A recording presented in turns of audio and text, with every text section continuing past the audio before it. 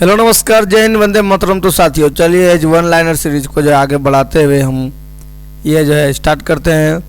फिरोज तुगलक द्वारा स्थापित मध्यकालीन किस नगर को सिराज ए हिंद की उपाधि से नवाजा गया? तो किस मध्यकालीन नगर को सिराज ए हिंद के उपाधि से नवाजा गया? तो जौनपुर को। किसको? तो जौनपुर को। फिर अकबर ने इबादत खाना की स्थापना कहाँ की? तो फतेहपुर सिकरी में की थी। कहाँ की? तो फतेहपुर सिकरी में की थी। आगे की बात करें तो दोस्तों फतेहपुर सिकरी में की थी। फिर आता है कि किस मुगल शासक का राज्याभिषेक 2 बार किया गया था? तो औरंगजेब का दोस्तों जो राज्याभिषेक कितने बार किया गया है? तो 2 बार किया गया है। फिर है महमूद गजनी के समय भारत पर आक्रमण को अलबरनी ने किसकी संज्ञा दी? जिहाद मतलब पवित्र युद्ध की। किसके पवित्र युद्ध की? चीनी बौद्ध यात्री वेन सांग ने वह तापी की यात्रा की थी। उस समय वहां का शासक कौन था? तो पुलकेशिन द्वितीय। कौन था? तो पुलकेशिन द्वितीय था। फिर आता है अजातशत्रु को किस वंश का शासक था? अजातशत्रु जो हर्यक वंश का शासक था। किसका था? हर्यक वंश का शासक था। वेदों को अपृश्य क्यों कहा जाता है? तो मान्यता के अनुसार इसकी रचना जो है, क्या कारण है? तो मान्यता के अनुसार जो इसकी रचना देवताओं के द्वारा की गई है, इसी के कारण जो दोस्तों वेदों को अपृश्य कहा गया है। फिर आगे की और चलते हैं तो अष्टोमा सदगमय कहाँ से लिया गया? जो हम लोग पढ़ते हैं अष्टोमा सदगमय कहाँ से लिया गया है? तो ऋग्वेद से लिया गया। कहाँ से लिया गया? ऋग्वेद से लिया गया। फिर आगे दोस्तों पूर्व मध्य काल में भारत की यात्रा करने वाला इब्न बतूता किस देश का निवासी था? तो वह मोरक्को का था। कहाँ का था? तो ये मोरक्को का निवासी था। फिर संपूर्ण वैदिक साहित्य को 4 श्रेणियों में विभाजित किया जा सकता है, जो उसकी रचना के 4 चरण माने जाते हैं। ये 4 श्रेणियां हैं: संहिता, ब्राह्मण, अरण्यक और उपनिषद। क्या है? संहिता, ब्राह्मण, अरण्यक और उपनिषद। फिर भारत में, प्राचीन भारत में लिखे गए सबसे पहले महाकाव्य कौन माने जाते हैं? तो वाल्मीकि का। किसका काव्य लेखक महाकाव्य के लेखक माने जाते हैं? तो वाल्मीकि लेखक को प्राचीन भारत के सबसे पहले महाकाव्य लेखक माने जाते हैं।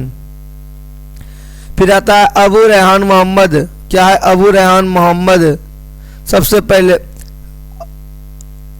मोहम्मद किस इतिहास प्रसिद्ध लेखक का वास्तविक नाम है? तो अबू रेहान अलबरनी का है। किसका नाम है?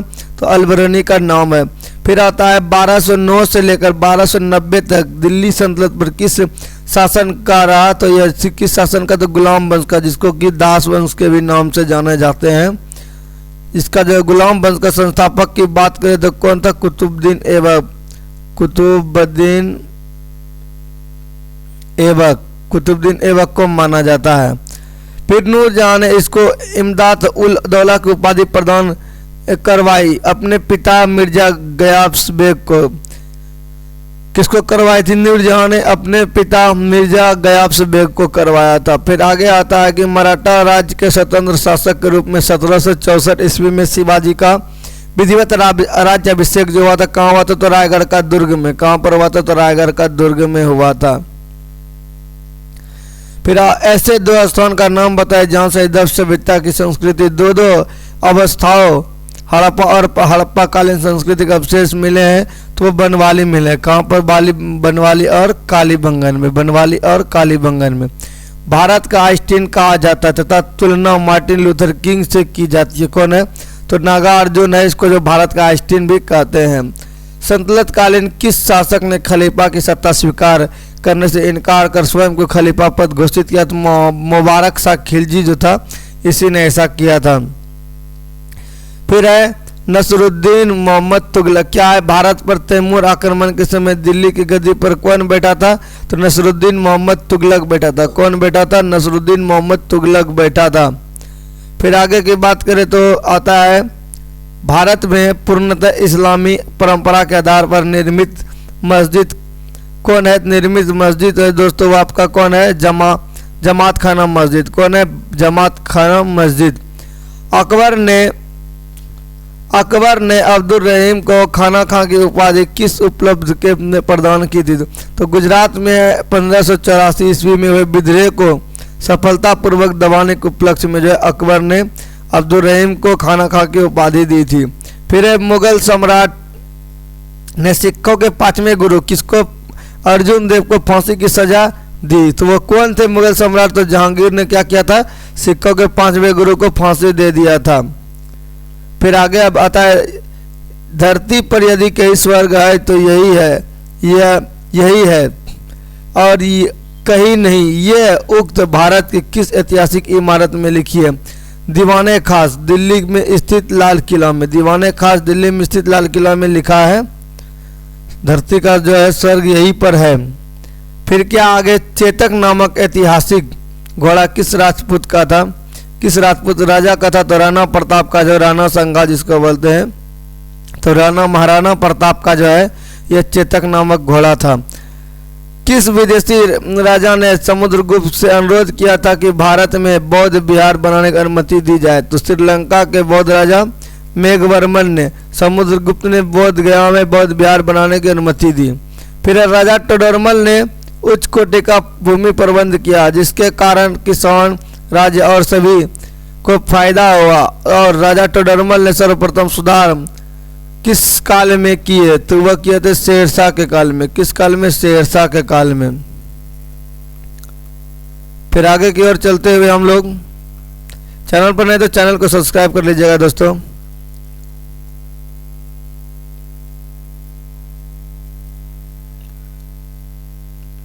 पेन टैब की कभी कभी बटन ट्रिप हो जाने के कारण दोस्तों ये प्रॉब्लम सी आती है।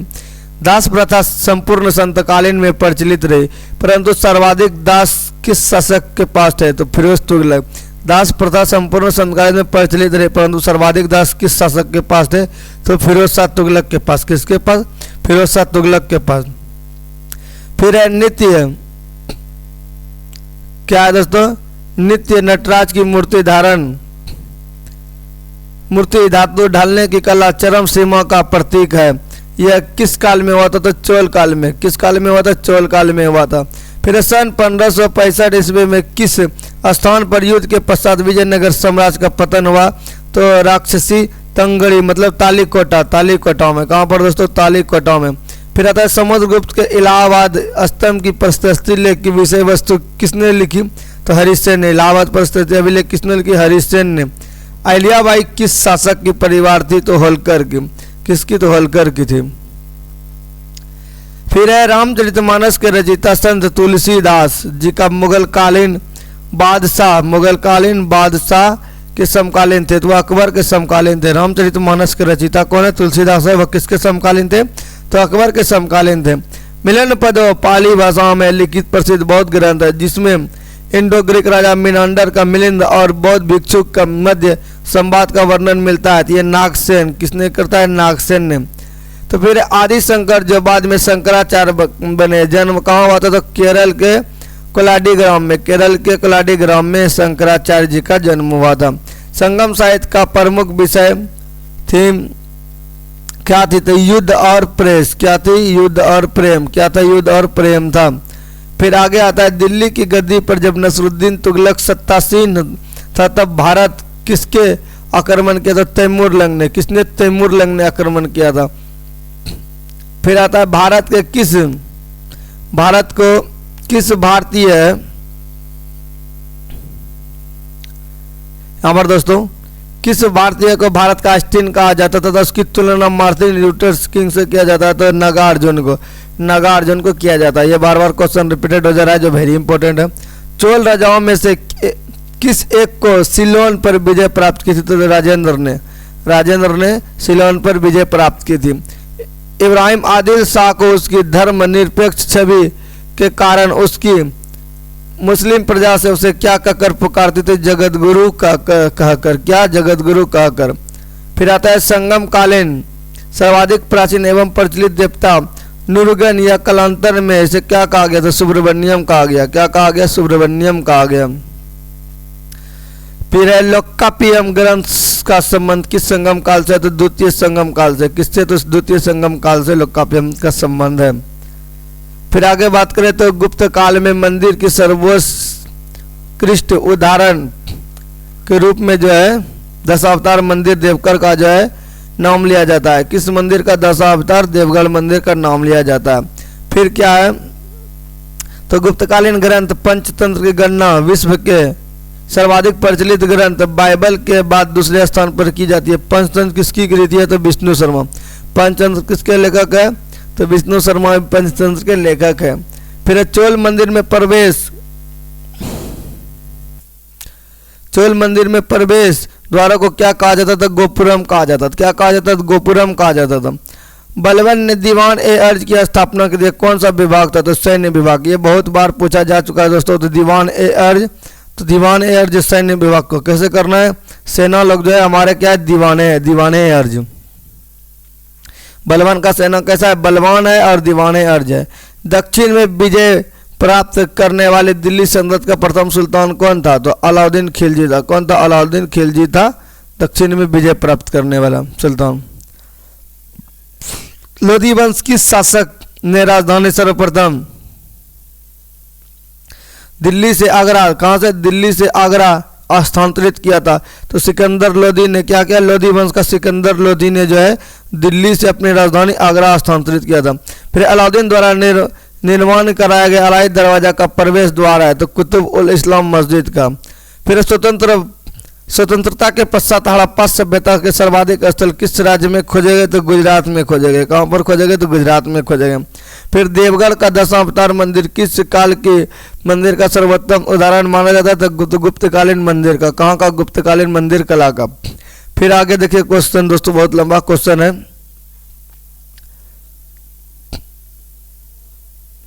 आगे क्वेश्चन है दोस्तों, सल्तनत काल का वह प्रथम शासक कौन था?